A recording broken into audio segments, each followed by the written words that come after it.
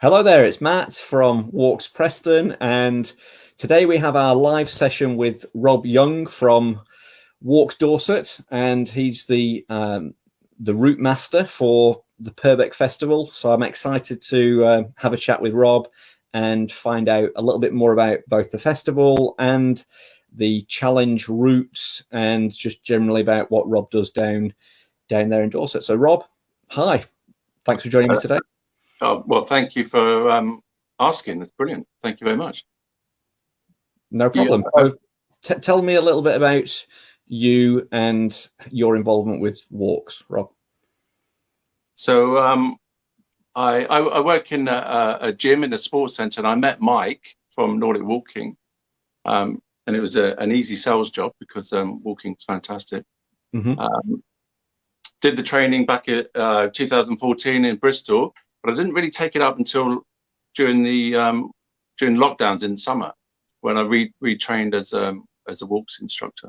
Okay. Yeah. Did the powers. So, and then probably my second walk was on last year's festival, and then I put up walks on during the week and weekends, longer ones at the weekends. So tell me a little bit about a typical. If I was going to go a walk with you, if I was to come down to the festival, what would be one of your typical walks down there? Well, there's a whole bunch. I was tracking a walk, the dinosaur footprint walk. Oh, and it's been uncovered since '97, and I've walked past it, God knows how many times. Didn't even know it was there. Uh-huh. So that was fantastic. So had a little look at the dinosaur footprint. So they vary from something like that, which is quite a short, easy walk with some history and heritage, because it's uncovered in the stone quarries up at Acton above Swanage, to something like walking along the Ridgeway, which would be part of the Purbeck Challenge. Sure. Put on as a sort of just a lovely walk, because you got amazing views up on the ridge. Out to sea, and even because the Isle of Purbeck is pretty much surrounded. You got Poole Harbour and the marshlands and into Wareham, and you got the sea to the east and south. So, and then there's a bit of a discussion where the actual Isle of Purbeck ends, on the west side. Yeah. So probably Wallbarrow away, or maybe a little bit further over. It depends who you talk to. So how big's the dinosaur footprint? I'm keen to know that. It's pretty big. I was quite impressed. Big as you, or no, bigger. Human? Nearly as big as the ball that we went through this field to get to it. And there was I just followed John. John was showing me, John Chalice, he's met you, and I thought, John's pretty brave. He's just walking through this field. Yeah, he hadn't seen the thing. We walked straight through, no worries. I just followed him. So yeah. I think the moral of the story there is think for yourself. Yeah. Blindly follow. We have a number of members who are not so keen on walking in fields with cows, so we always have to risk assess and manage that. It's a frightening prospect to many. Yeah, there's a few people I've been out walking. They're not too keen, and probably good reason. But this thing didn't move. It didn't worry. Yeah. Good. But yeah, no, he was pretty big though, but not as big as a dinosaur footprint. Wow, amazing. So, it's probably worth a little look up there. Yeah, I quite fancy going to have a look at that. Yeah. So, Purbeck Festival, yeah, it's in its fifth year, is it now? I think. Yeah, I think it is. Yeah, and some of my members in Walks Preston were asking about it. They've not been to it before, because obviously we're in Preston, so we're kind of 5 or 6 hours drive away. So it's not the most natural thing to kind of just go down to. For us, we've got the Lake District an hour away, so very common to kind of go up to the Lake District, but down to Purbeck's quite, an additional logistical challenge, so to speak. So they were asking about what it was, and it's a 3-day event, isn't it? And there's probably around about 80, 100 walks over the 3 days.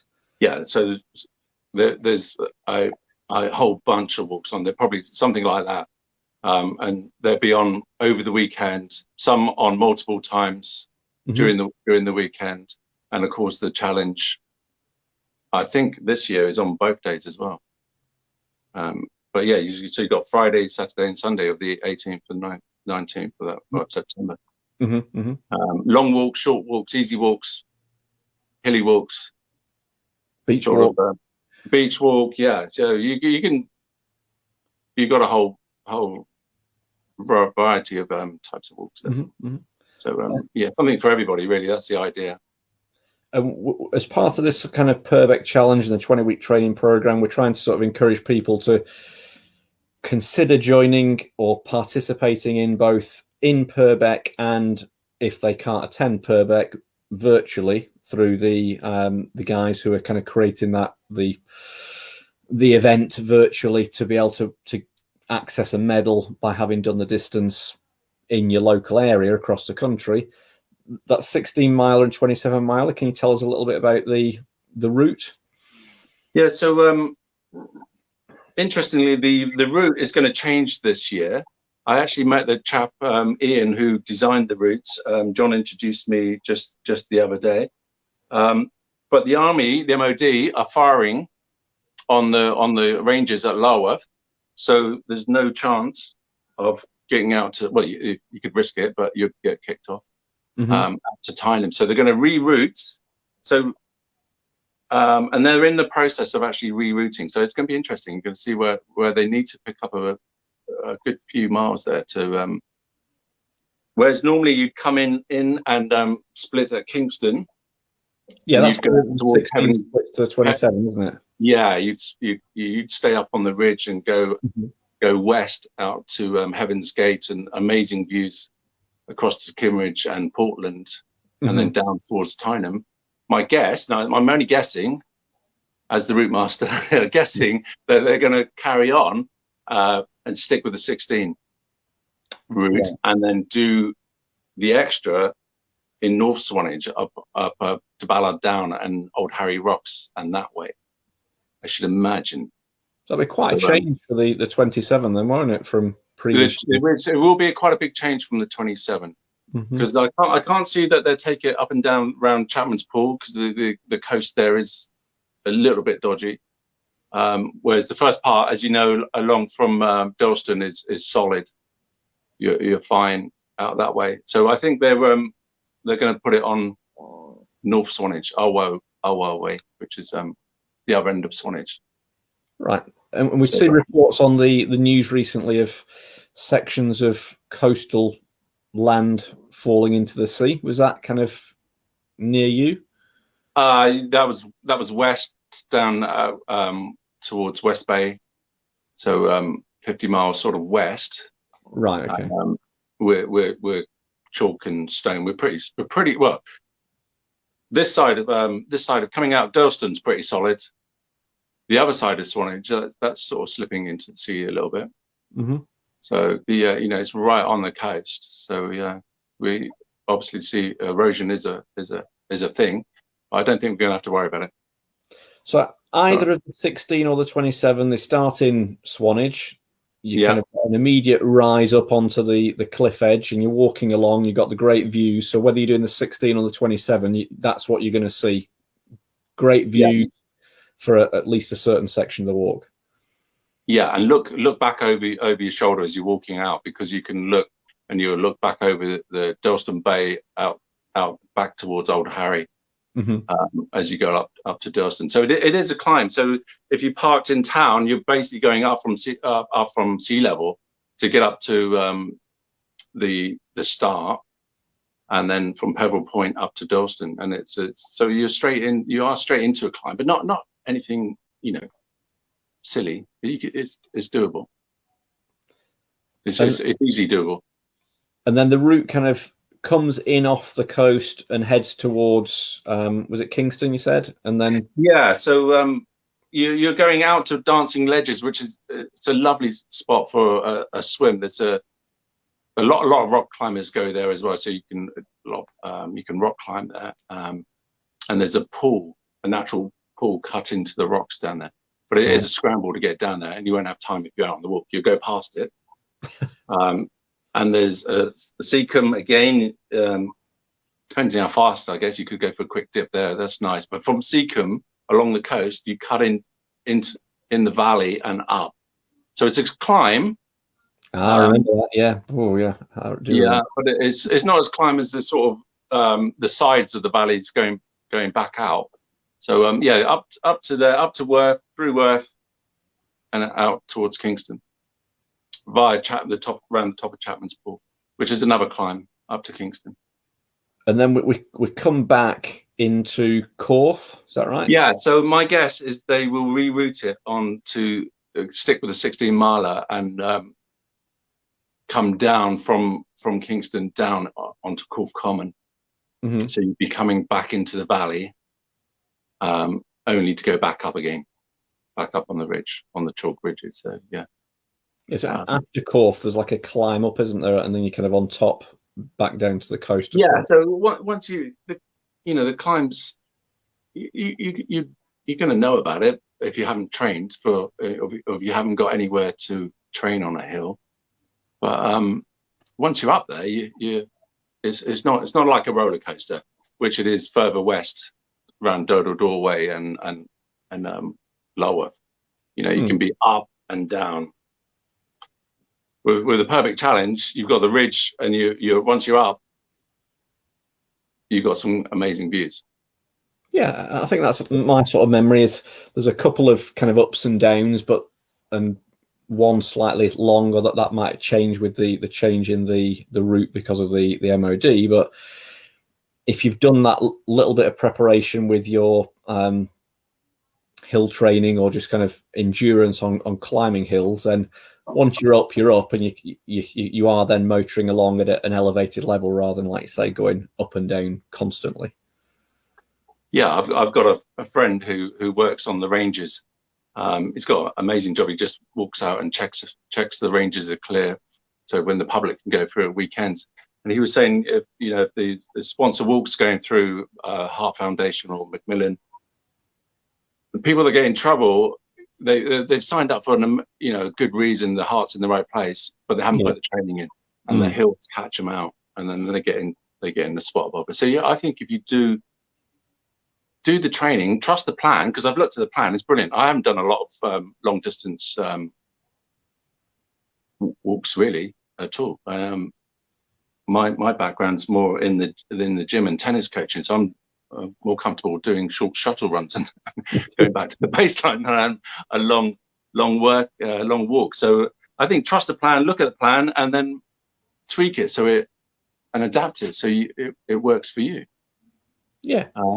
We just got a comment in from Jill Finn. She's one of our regular walkers, and she said, "Sounds like lots more hills and drills, Matt." Yeah. So, yes, Jill, that's correct. We'll be doing more of that.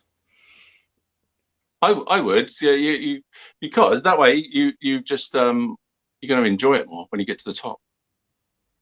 Yeah, there's a much greater sense of satisfaction when you get to the top of the hill and you are able to continue rather than being completely gassed out. And that's just kind of a following like you said, following the program regularly, just building that up over time. And there's plenty of time, 20 weeks to kind of do that.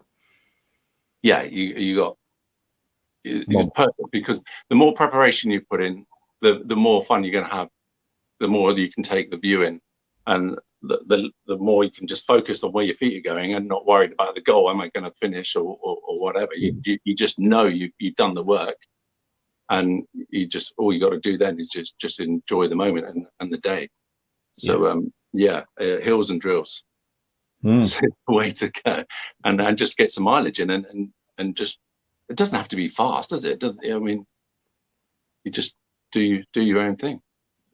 Yeah, I think that the word challenge for a lot of people kind of either puts people off or puts people a little bit on edge or the back foot to kind of, I have to do this performance or something. And again, I think what you've just said just before is do the regular training, make the time, plan that into your schedule, fit the training in, get yourself fitter and able to endure those longer hills and going up and down, etc. And then when you're doing it, just taking the time to look around and smile and take in that view rather than looking down at the grass and gasping for breath. It's, Yeah, that's definitely. a chore then. Yeah, definitely. And the plan's great because it gives you what you need to be doing. So basically, I've just written down and worked my way back from the mileage and the time, and then just tweak it, because the rest days, you got Tuesdays and Thursdays, they're the days I go out and do a walk. So I need to tweak it and not freak out that you can't do it 100%. I find a lot of people, if they think they can't do it, or if they can't do it exactly, gives them a little out. You just got to be honest with yourself. On a scale of 1 to 10, 0, I haven't got a chance of doing this. 10, I'm totally committed. And probably take 7 out, because everybody likes to pick 7. Can I do this at 8, or am I 6? And if you're 6, what do you need to tweak to make it an 8? Just so you just get yourself committed, and make it, just make it your plan. That's what I think. That's what I would do. Great point. Yeah, we've had to create one single plan potentially for everybody across the UK, and there are lots of different groups with their individual instructors looking after small groups of people, and each of those groups are from established Walks or Nordic Walking UK groups who have, like you say yourself, walks on the rest days that are on the plan. So you've not got to think, oh, I can't, I shouldn't go and do that. Or even in the first couple of weeks of the training plan, quite a lot of our monthly members, they're already walking 3, 4, 5 times a week, or a couple of walks and a couple of hills and drills or total body walk sessions. They're probably already doing more than what the training plan is. So it's not about then saying, oh, well, I can't go and do my swimming or my tennis or whatever else. It's how do I adjust and adapt that to fit my lifestyle, but as long as I'm kind of maintaining that level as it's increasing over the 20-week program, particularly the sort of the longer distance walk further down the line, just to kind of get that your feet used to walking for a longer distance. Exactly that. Just tailor it so it. But then I think if you can kind of write it down and ink it like I have, you're more likely to actually stick to it. Talk us through how you've done that. That might be helpful to some of the guys. Well, I just listening to Colin. Last time he was saying keep it a training diary, and it kind of makes sense. I haven't got the view Colin had last time, so but I just worked my way back from how the plan. So I need to, but my long day will be Saturday. I know I'll probably be teaching a spin class, indoor spinning on a Friday. So I'm going to put my rest day and recce and walks on a Sunday. My rest day will probably be a Monday. Right. But it will work. It will work for me. Yeah. So yeah, I think you just, okay, how can I make this work for myself? And just go for it. Yeah. Visualize yourself getting over that finish line in good shape, and then basically do what you got to do to make that happen without being silly and hurting yourself. I think that's the most important thing. Enjoy it and don't injure yourself. Yeah, and that's part and parcel of that kind of the regular discipline of trying to stick to the plan, even if you tweak it for your own personal needs. Is once you're doing that, you're going to be putting yourself in the position of lowered risk of injury, and that's including the stretching, the nutrition, the sleeping, the activities. All those things are going to be the things that get you over the finish line, and that visualization is really important. And again, over the coming weeks, we've got Colin on again tomorrow. We're going to start speaking more live sessions with Colin.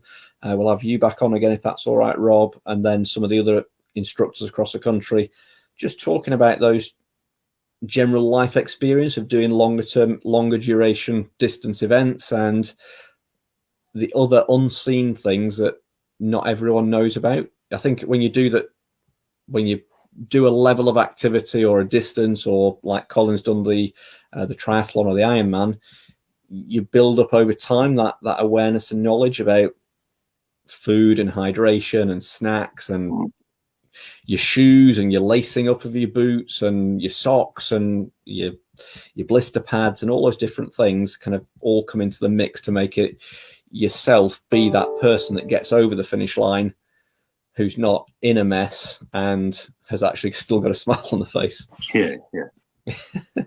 Yeah, it is trusting the plan, trusting yourself, being persistent, and being happy to go slower so you go longer and faster in the end. I think, as you were saying, a lot of people are probably putting more miles in this week and next week than the training plan is, but just you don't need to crank it up. You're not going to win the event in the next week. Yeah, just take your time. Cool. I think that's what I'd say.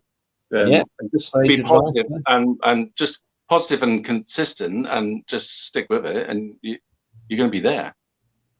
Because we've got viewers who may be doing it themselves. They've not got a local group to tap into. So again, watching these sessions will be useful. Coming into the group with comments and questions, get in touch with me. And then those of you who are underneath the umbrella of like Rob or other local instructors, then again, you can tap into that expertise and that guidance in, like my guys in Preston, I'll put on the sessions of the program or the 20-week training program onto our calendar. So some of the members will attend those sessions, like last night we had a session, but some of our members can't because they're working. So again, this is that importance of each of our individual members will need to kind of just start thinking about their own personal self-management of that program, but leaning into any activities we put on or coming to us for questions and answers. And again, I'll just reiterate, from the 10th, Monday the 10th, we're going to have a Q&A session at 8:30 every week. So anyone can come and ask questions, and we may have other guests and we can kind of chit chat about different topics. So that's going to be important. And then you're going to come back to us, Rob, with more information about the route once that's finalized. Yeah, I mean, it'd be exciting because it's going to be a new route. It'd be a new route for you, and it's going to be a new route for everybody. So yeah, I like what you said the other day. It's if you haven't done it before, it's a personal best. Yeah, whatever you're doing. So as a new route, it's going to be a personal best. Yeah, we're amazingly lucky here, that we got quite a few instructors in Dorset. So I know Lauren has got Lauren Atkinson, another Dorset coach. She's much more organised than me, and she's probably got our walks up already through to May, June, and Lizzie as well. Lizzie Constantine and Sally, they're all going to have walks on in Dorset. But I'm planning to put some walks on the actual routes, and then just make them bigger as the weeks go on. So yeah, it'd be good. That'd be good if once you've got a couple of those walks and you're on a day where you are out on a route, or you know that you're going to be out on a route, we can maybe schedule a little bit of a live like this where you'll be out on the route and I'll be somewhere and we can have a little chit chat. You can maybe show us a little bit of a nice view or one of the hills that you're going to climb or something like that. Yeah, I would do it at the bottom of the climb. Yeah. We'll go live at you at the bottom, and we'll walk up the hill with you, and we'll see how you're gasping at the top, and then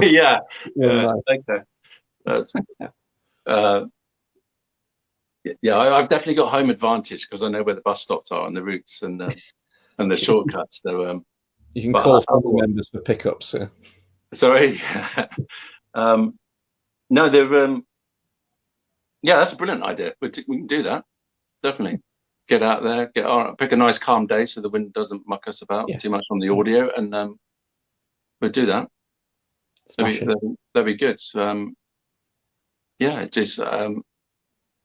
Just get out. It doesn't have like the virtual is a fantastic idea because you don't need to come down here and do it. It's nice, But then, we're lucky. We can just walk for leisure as it is. Really, we got the time and the resources to do it. So wherever you're walking wherever you put on your 16-mile, the virtual is going to be great. You don't need to come down here, but I mean, it is amazing. People viewing this not to discount the fact that they can't go to the festival or can't participate in person on the challenge events. At least in Preston and maybe some of the other local groups across the country will put on a route that our local members who can't go to Purbeck will be able to walk a route. And we were discussing it last night. We're not going to put on a route that's 27 miles in length locally. It will be something of the order of 8 to 10 miles. And then you'll do 2 or 3 or whatever loops, because in Purbeck you've got all of the marshals, all of the participants, there's the guys who are organising the event. There's a lot of safety measures and kind of support going on there, and local groups may not have all of that in all places. So I think that's what we'll do up here. I mean, that makes perfect sense, because you haven't got a marshal so far out, have you? You just loop around, and I do some of the training runs like that, where we sort of maybe do a smaller loop than a bigger loop if people want to join in or do the extra. But I've got a hills and drills. I live close to a forest, and it's only a short little hill, but it'll work out for doing some intervals. Yeah, I mean, I'd like to look at once the route's been finalised, look at the profile of the route, the elevation, and then see how many ups and downs there are and what kind of elevation difference there is, and then try and find locally something that replicates that relatively closely over a number of miles route, and then those can be used in training, because you get a little bit of a feel for, even if you didn't attend in person and you did the virtual event, it wouldn't just be a virtual event on a flat route. It would at least have some of the inclines that replicate as if you're going to be there on the day. I think it'd be good to do the virtual event on the day, because you get a feeling of being connected to those who are there. But if the route itself is a little bit challenging to the similar degree, that will also be, I'm really there in spirit, so to speak. Yeah, I mean, we did a sort of virtual relay in back in November, or between one of the lockdowns. It really worked well, because even you were doing your mile, or your hour in on your own. You got the vibe of a team. Yeah, we did that in Preston as well. I think there were 8 or 10 of them who did it, and they all enjoyed it themselves in their own walk, but they knew that they were kind of passing the baton on someone else. And then we had the members in the group who were on social media, so they were doing I've done my hour, and then posted about it, and other people were like chipping in with their posts and comments and things. And so within the whole group, there was kind of that vibe of being there and participating in it and enjoying it, even if they weren't doing the walk themselves. So trying to replicate that, I think, will be good on the day of the event. Yeah, I was surprised how into it and how good, how well it worked, actually. So and how it pushed, being part of the team pushed you on. And if you're out of the group and you're training with like-minded people, and they're all positive, and there is a good environment, it's just going to help. Yeah. Even if you're not coming down, you just stay positive and do it. Yeah. Always, whatever distance, 16 miles or 27 miles, you're going to get to some point where you're a little bit aching, you're a little bit tired, a little bit fatigued, and you're like, if you're by yourself, it'll be, should I just do it? Your mind will be telling you those sort of things. If you can tap into knowing that someone else is on that route with you but behind you, or someone is somewhere else in the country in Purbeck doing it, that'll just give you that little bit more of a kind of a proverbial kick up the backside and kind of a smile on your face, I think. Yeah. How did you get into distance stuff then, Matthew?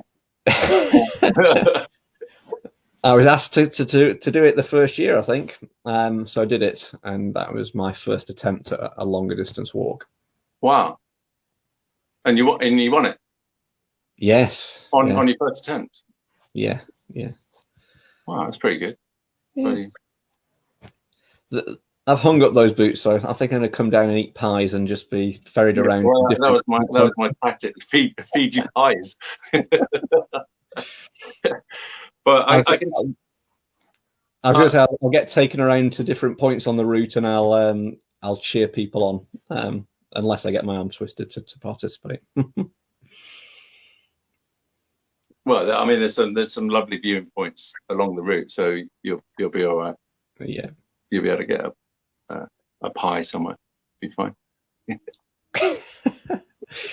Grand. Rob, we've been on 30 minutes. Can you believe it? Your first live, and we've learned a lot today, I think. So thank you for sharing your time with me. And is there any question you have, or any bit of information you want to share with the viewers? No, just thank you for thank you for having us on, the invite, and I'll definitely get back to you when we know the finalized routes and get the elevations in. But I would just say, don't worry about the hills. Do a little bit of work and you'll be fine. Yeah. Follow the plan. Follow the plan. Trust the plan. Trust yourself, and enjoy it. Yeah, go for it. And there'll be a lot more information, advice, and support over the next several months. So again, tune into that, and let that be additional support for you on the journey towards doing the event. Yeah, I can help with a little local knowledge on the routes and stuff, but you guys have done it. So yeah. Yeah, well, we'll get you on live, and we'll get a non-windy day, and we'll take a little look around. I think that'll be really inspiring to be seeing part of the route and part of the view that one would kind of experience when you're doing it. Yeah, I mean, that's part of it. It really is just like you said earlier on. Train hard now, so you just enjoy it on the, and you can take in the views.